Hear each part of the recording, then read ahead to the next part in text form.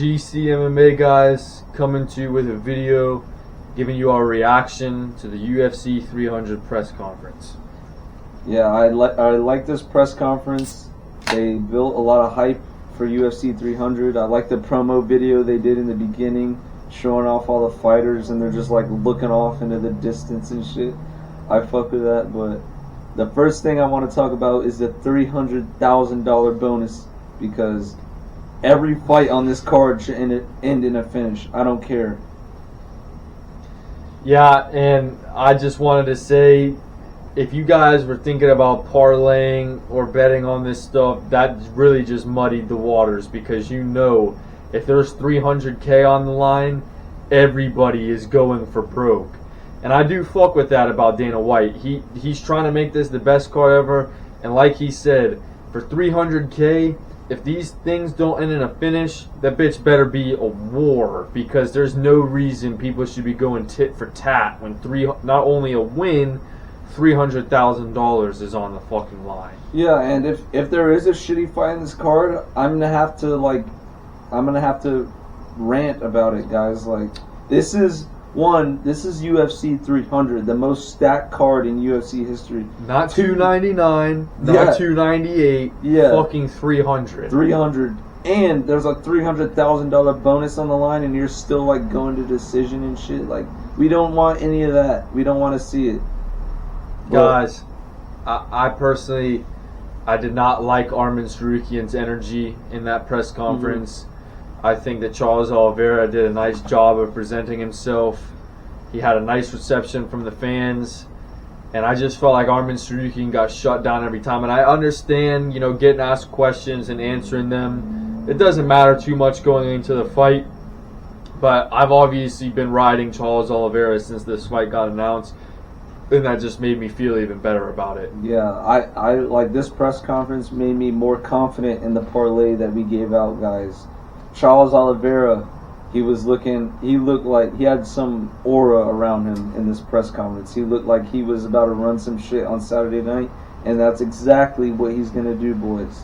The champ has a fucking name. Champ has a fucking name. But one thing I will say is this fight did make me more doubtful of one of the picks I made in the last video. Picking Davison Figueiredo. He looked like a fucking idiot out there, guys. Dumbass headphones. Yeah, like you were a former champion, but all you can afford is 5 and below headphones. Like those things came bundled in a T-shirt or some shit. Like, come on, Davison Figueiredo. Really, fucking Figgy. I really hope Cody Garbrandt knocks his ass out, bro. So is it an official that you're going back on the pick, or you just hope that Cody Garbrandt wins, but you're picking Davison Figueiredo? I think this course is telling me I should go with my gut, and I think I'm going to go with my gut and officially switch my pick to Cody Garbrandt. Let's go. But welcome him back over to this side. Yeah, let me preface, that is the only switch I'm making for this card. Speaking of another possible switch, guys, this main event just got even better, because not only am I going to look very silly, but Jamal Hill is going to look extremely silly if he loses this fight. Alex Pereira was just backing himself up. I don't feel like he really went off on too much of a limb to where he would be embarrassed if he lost. Jamal Hill put everything on the line, which is what I was talking about in the other video where the reason I picked him. Guys, I'm not going to lie, it gave me goosebumps watching them in that press conference, because I don't know what the hell is going to happen now. Yeah, let me say this. One of them is getting knocked the fuck out. Alright? My gut is telling me Alex Pereira is going to be the one doing the KOing Jamal Hill, but we'll see on Saturday night. Either way, this is going to be a good fight, and somebody's going out. Yeah, and that's all what we can say. And I just wanted to give a shout out to everybody who joined the channel from the UFC 300 video you guys saw. We got a lot of feedback on that. Most of it was good, some of it was bad. But we appreciate everybody who checked out the video and took the time to like or dislike, comment a good or a bad thing. I just wanted to say, some people have been disagreeing with some of our picks and saying these people are going to win and we're going to lose. At the end of the day, it's the same thing with the main event, guys. We're just going to have to wait till Saturday to find out. That's literally all we can do. You know, it's only up to speculation right now, and we can only go off what we've seen previously. Yeah, I also want to add to that, like, you guys really made my day, because I go to sleep, check at the video, it's at like 100, like 30 views, whatever. Bro, when I went to sleep, the video was literally at 12 views. Yeah, it was at a low count. I wake up the next morning, he texts me, he says, you gotta look at the video. I look at the video, we're at 300 views. We got comments of support. Like, my favorite comment was the one who said, wow, it feels like I'm just chilling with you guys. Like, that's what the kind of vibe that we want to bring to the channel. Like, we're just chilling and talking about the sport we love watching, the sport we love following. Like, this is what we like to do. This is our hobby, and we figured might as well turn on the camera, record what we think, because we have our own funny spin to it. And, like, I appreciate the support everyone's been giving us. I appreciate people getting on us in the comments, like, making fun. Like, that shit, like, brings a smile to my face. So I just want to say I appreciate you guys for getting our video to 1.3K views and the last rolling. time we checked. And growing. Like, every time we check that shit, there's more views, more comments. Keep it coming and stick with us. Guys, if we could snap our fingers and have all 1.3 thousand of you on this back porch with us right now having this conversation, we would. But the best we can do is talk into the camera and bring this video for you. So like he said, you know, like, that's really just what we've been going for. We're just trying to be chill. We're just a couple of the boys hanging out, recording a video, trying to talk to you guys, and if you like our stuff or not. And to the one person, and actually the people who were saying, the funny part about this is I'm going to take advice from people in their car or whatever. What's up now? What's up now? And we have some shit to say when we win 10 grand on fucking Saturday, boys. We're going all in for UFC 300. Guys, back to the task at hand here, reacting to the press conference. Diego Lopez, he looked pretty good. I liked his confidence. And once again, guys, I just don't really fuck with Super Sadiq Youssef. He looked like an idiot out there, guys. Let's be honest. He looked like the zebra from Madagascar with that stupid haircut, bro. Marty. Like, come on. Diego Lopez is going to make easy work of Sadiq Youssef. Like, you guys, please take advantage of that. Take advantage of Diego Lopez. He should be like a minus 300. If we're being real, like, if we're being honest and realistic, yeah. The odds for this card are all over the place. But guys, to be honest with you, like, one thing I just wanted to bring up is Bo Nickel versus Cody Brundage. I know, like, you know, a lot of people have said their piece on that, and I don't want to say it's complaining or a hissy fit or whatever, because everybody's entitled to what they think, and I completely agree that, you know, you can be upset about that. But the one thing I just don't understand is, like, there's 13 fights on the card. Whether Bo Nickel is 5th on the main card or he's the first early prelim opener, if you're going to watch all the fights, what fucking matters about what order it's in? Yeah, exactly. Why is he getting boos and all this sort of treatment about something he didn't control? And it's like, look, I'm not trying to act like I'm like sticking up for Bo Nickel or anything, but I'm just saying, like, guys, come on. If you're watching our videos, you're definitely a true fan of MMA, because, you know, no casuals stumbling across our fucking videos. No casuals watching the fucking breakdown for Tai Tuivasa versus Marcin Tybura. But it's like, guys, come on. If we're watching all the fights anyways, like, why does the order matter? We're going to see all the fights. If you're a true fan, you're going to watch the whole card. So either way, like, he's on the main card. Yeah, he would be on the if he was on the prelims, if he was not on the prelims, like, you would still watch this fight either way. So, but speaking of Bo Nickel, like, no. Speaking of Cody Brundage, he's getting his ass fucked up. He's out there. He's on the press conference looking like a douchebag. I know that this, like, Cody Brundage fight is like a Cinderella story. It's like the, well, what if Cody Brundage could do it? It's a pretty big what if. Guys, what if I could get struck dead by fucking lightning tomorrow? That's like the kind of chances that Cody Brundage has in this fight. What if I won the lottery? Yeah, seriously, you guys can make that analogy in whichever way you want. Like, that's why we didn't talk about it too much in the prediction, because it's like, what is there to talk about, bro? Like, Cody Brundage sucks. I get it, he was hit in the back of the head by Jacob Malkoun, and he was fucking crying about it. He's not going to want to be in there against Bo Nickel and have a real fight on his hands. Yeah, that should be a pretty quick fight, and to be honest, but I don't like betting on the over-unders that much. Like, I think that it was set at 1.5, and I would put my nutsack on the under. Yeah, but at the same time, it's just like, fuck over-under, but yeah. Anyways, who else? Guys, I just want to say, whether you guys tail the parlay, whether you guys get the locks of the week, you guys at least have to agree to follow us on one thing. One drink per fight. Yes. And this $300,000 performance bonus shit just made that task at hand that much harder, because these guys are going to be going for the finishes, so we might be chugging shit to get a beer down per fight. Yeah, if we're doing a beer per fight, by the main event, guys, we are going to be pretty wasted, so wait for that fucking reaction video. I will stay, if I were you, stay tuned for the post-fight reaction, because we are going to be wasted. Like, gone in another universe.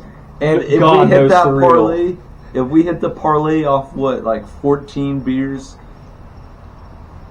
guys, it's going to be pretty entertaining. It might be the fucking end of the world as we know it. We win 10 grand off that shit. We're drunk as hell. But guys, I wanted to give a shout out to Calvin Cater. He was pretty respectful on that card too. I like how he carried himself. He wasn't trying to talk too much smack. But I will say some shit about Aljamain Sterling. Like, bro, you're not that raw. Like, he's wearing like the chain and shit is cool, whatever. But wearing the yellow tinted sunglasses, like, that looks like shit I wore when I was weed whacking my grandma's fucking backyard with the yellow tint on them. He's not about that life. Like, he's not about KOing people or like walking through people. He's a decision machine. A decision machine. The decision master, not the funk master. But I hope Calvin Cater just puts him away and sends him back to bantamweight so he can get KO'd again by somebody else. Like, I know it sounds like we're overly hating on Aljamain, but we had to sit through like two years of his bullshit decisions, guys. That was bullshit against Henry Cejudo, bullshit against Peter Yan both times, bullshit against TJ Dillashaw. And thank God, like, guys, I didn't even really fuck with Sean O'Malley like that before that title fight. And the fact that he put him out and put us out of our misery. But I will have to say, I'm Team Sugar. Even before this was before we had the YouTube channel, and we were like overconfident in the Sugar Show. Like, we were not surprised by that outcome. We saw that shit coming from miles away. Guys, I wish we honestly had this YouTube channel in 2023, because there were some pretty big underdogs that we went with that we wish we could show you guys, because Sean O'Malley was one of them. And look, I know you guys probably won't believe this, but we literally picked and we bet on fucking Sean Strickland to win the title. Like, whenever we get these underdogs, in like respect to whoever left the comment saying these were riskier takes, yeah, I completely agree, but like, we've taken riskier takes before and they fucking cashed out. Like, you have to be willing to take some risky picks. Like, I'm not even, the risk that we're taking for this parlay is not like, it's basically shit compared to the risk we've taken before, guys. Like, or the riskiest fight on the parlay is Jim Miller, and fighting somebody who's 37 and got KO'd less than 6 months ago. So, say what you want, but we're going all in for this, and if you want to tail it, do it. If you don't, whatever. But either way, we're just telling you guys what we're doing. That's literally it. Yeah. At the end of the day, like, I'm going to release the video probably a few hours or after this that we recorded the other day about the parlay. I just wanted to say it again, guys. If you've made it this far in the video, please proceed with discretion when it comes to this stuff, because we're really just telling you what we think. And I get it, like, how could, like, if you guys sit here and you watch us and you're like, you think that it's a good idea, go for it. But, like, please, I just don't want to be responsible if we're putting our neck on the line and, it doesn't hit, and then, you guys have a bad time and stuff. It's like, look, our main goal here is to give you guys a good time when you're watching our videos, good content, things like that. We don't want you guys watching our next video after UFC 300 being like fuming out of the ears, being like, these motherfuckers missed by one leg on that parlay. I bet my fucking rent on that parlay. Please don't. If anything, just put like $20 on it or some shit. Like, you'll still win. Like what? $20 on the Grand? 5-leg is like over $1,000. Yeah. It's like, come on, guys. If you don't have $20 to put on that, please don't leave a comment talking about us recording in the fucking car. Seriously, like, come on, guys. But I will say, if you decide to not tail the parlay and you think we're wrong, but our parlay hits, the least you can do is subscribe to our channel. Drop a like. Drop a like. Something. Turn notifications on. You cannot cap on us if we hit a parlay that's at plus 3,300 odds. Like, come on. You can't cap on us. You can't doubt us at that point. Just drop a comment. Drop a like. Sub. Whatever. Notifications on. Share with your friends. Remember when YouTube used to have the favorite option? Like, you could favorite a channel and shit? Yeah. But, guys, the last thing I want to talk about is the co-main event. Justin Gaethje, Max Holloway. Guys, I know he said the most risky is Jim Miller. I don't feel like that's that risky. I feel like the most risky fight on this entire card, because the closer and closer it gets, the more and more I think about this. Justin Gaethje versus Max Holloway, guys. This shit is like a bitch with short hair. It could go either way. Yeah, this fight is going to be amazing. Them boys are going to be going at it. But I have faith in Justin Gaethje to hold it down, to throw those power shots, stop Max Holloway's volume, and eventually get the KO. Because, guys, those wars that Max Holloway has been in is going to catch up to him. Max Holloway is not like a lab rat's ass motherfucker, like a bionic human. Like, he's a human. At the end of the day, he's human. And you, as a human, cannot go in multiple wars with fighters, getting your whole face swollen, getting punched. He won those fights, yes, but he still went to war with multiple fighters, multiple fights, and he's getting a little later in his career now, moving up a division, fighting one of the most powerful fighters he's ever fought. I will say Justin Gaethje has more power than Dustin Poirier. Yeah, someone left a comment about that saying about Dustin Poirier. It's like, look, man, they don't want to argue with you or any disrespect at all, but like, Dustin Poirier does not have as much power as Justin Gaethje. And when you look at people's faces after they fought Justin Gaethje and Dustin Poirier, I know Dustin, and it's kind of contradicting what I just said. Dustin Poirier might have more knockouts, but Justin Gaethje fucks people up more. Yeah, I mean, like, it's gonna catch up to Max Holloway, and this is gonna be that fight, guys. If it's not this fight, what fight is it going to be? If we're being real, like, this is it for Max Holloway's chin.